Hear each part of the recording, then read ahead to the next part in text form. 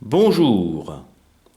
Lorsque j'ai récupéré ce joli petit kit Autolaufer équipé d'un 2 cm3 bicylindre Stephenson JMC, j'ai constaté que la chaudière n'avait ni niveau, ni sifflet, ni sécurité, ni vanne coupe-gaz.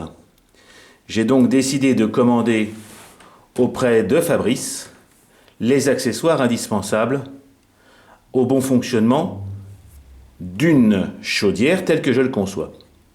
Et je voulais partager avec vous aujourd'hui, au travers de cette vidéo, un petit truc et astuce qui dit comment éviter les bulles d'eau dans les niveaux. La première chose que je voulais vous montrer, c'est déjà qu'est-ce que c'est qu'un niveau d'eau. Un niveau d'eau, c'est deux prises haut et bas sur la chaudière et un tube de verre pour voir justement le niveau. Pour que ce tube de verre ne casse pas, il faut lui laisser un degré de liberté tout en garantissant la bonne étanchéité de l'ensemble.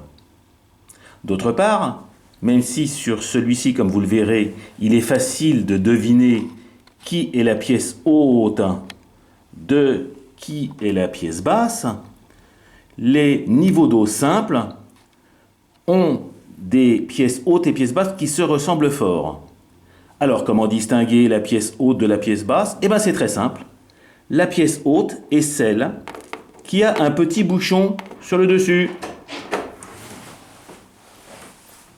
Je vais vous dire pourquoi le petit bouchon sur le dessus. Eh bien, c'est très simple. Lorsque vous vissez la partie haute du niveau dans la chaudière, il faut bien que vous puissiez glisser ensuite le petit tube de verre. Or, il est quand même plus simple d'aller du haut vers le bas que du bas vers le haut, surtout si vous êtes, comme moi, sur une table. Donc, si vous achetez un niveau, faites attention au montage, parce que, en général, on doit coller ces pièces, à bien mettre la partie avec bouchon en haut. La mienne a une autre particularité, enfin la mienne, la pièce basse de mon niveau a une autre particularité, c'est qu'elle a ce qu'on appelle une prise de purge. Pourquoi une prise de purge? Alors, je vais aussi vous montrer une autre petite ruse de notre ami Fabrice. Vous constaterez que nous vissons les pièces au bon endroit. Nous faisons l'alignement, mais l'alignement n'est pas forcément exactement à l'endroit où nous serrons au maximum. Vous voyez, par exemple, si sur celui-là, sans forcer, si je serre à mort, voilà. Bah écoutez, je suis désolé, mais ce n'est pas le bon axe. Donc, pour pallier cette difficulté, Fabrice intercale sur le filetage qui va dans la chaudière, il intercale un petit écrou de serrage. Bon, là, j'ai pas mis le petit joint que je vais rajouter, mais normalement, vous aurez vissage, positionnement, je le ferai avec une tige de métal, puis ajustement fin, et enfin, serrage du, entre guillemets, contre-écrou pour bloquer définitivement la pièce. Conseil de Fabrice, pour éviter tout risque de fuite, malgré le joint, du lockheed de frein étanche ou du frein filet, pour que ça ne bouge plus. Moi, je mets du 5,77, du lockheed de frein étanche. Aux températures de fonctionnement de cette chaudière, c'est-à-dire aux alentours de 2 bars et 120 degrés, a priori, ça suffit. Donc ça, c'est pas tout à fait la ruse. Enfin, ça, c'est une première ruse. Si vous avez assez de filets, eh ben, vous mettez un petit contre-écrou, ça bloquera bien à l'endroit où vous le voulez.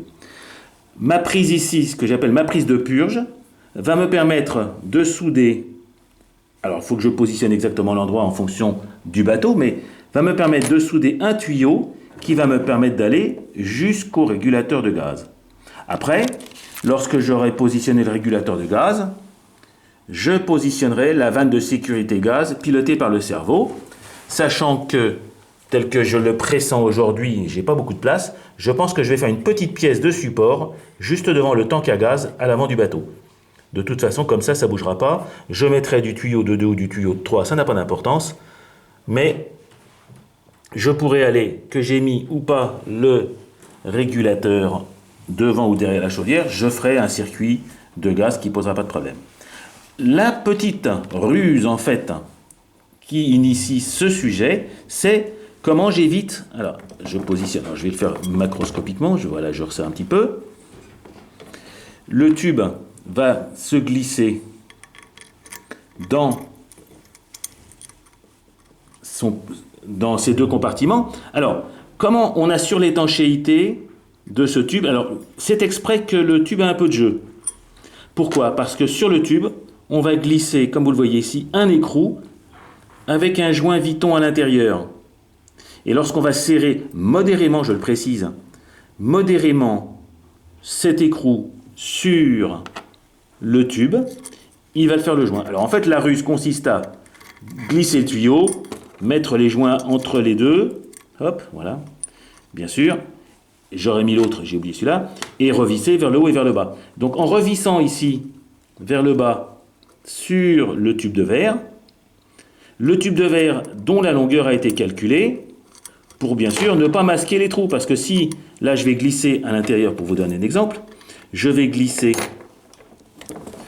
évidemment c'est pas tout à fait fait pour, mais regardez, si c'est pas le bon, je glisse quelque chose, c'est trop gros, en tout cas je vais glisser ce qui va me servir plus tard pour la deuxième explication, voilà, donc là je sais que le tube de gaz ne peut pas aller trop bas, et butant sur mon petit fil ici, il ne bouchera pas la partie communication.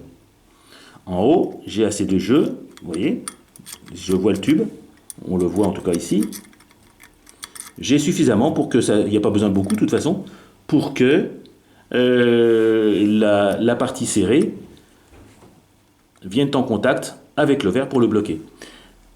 La ruse donc que je voulais évoquer, c'est ceci, c'est glisser tout simplement un petit fil de cuivre dans le niveau, parce que ce petit fil de cuivre va empêcher les bulles qui se forment lorsque l'eau bout, va empêcher les bulles de rester accrochées au verre. Alors ne me demandez pas trop techniquement pourquoi le verre accroche mieux les bulles et pourquoi le cuivre les empêche de rester dans le tube, mais toujours est-il que c'est un truc d'ancien et que je respecte ce que nous apprennent nos anciens. Grâce à ce petit fil de cuivre, c'est pareil, je vais m'organiser pour que sa longueur soit suffisante et nécessaire pour ne pas bloquer la circulation d'eau, encore que là il n'y a pas de raison vu son épaisseur et sa finesse, mais en tout cas, grâce à ce montage, j'aurai a priori un niveau fonctionnel et a priori sans bulle. Voilà. Donc j'ai un peu de travail, il va falloir que je positionne et que je réfléchisse, parce que la difficulté de faire un montage après avoir fait le bateau, c'est que j'ai plus de place. Déjà j'ai un mal fou, regardez où j'ai positionné le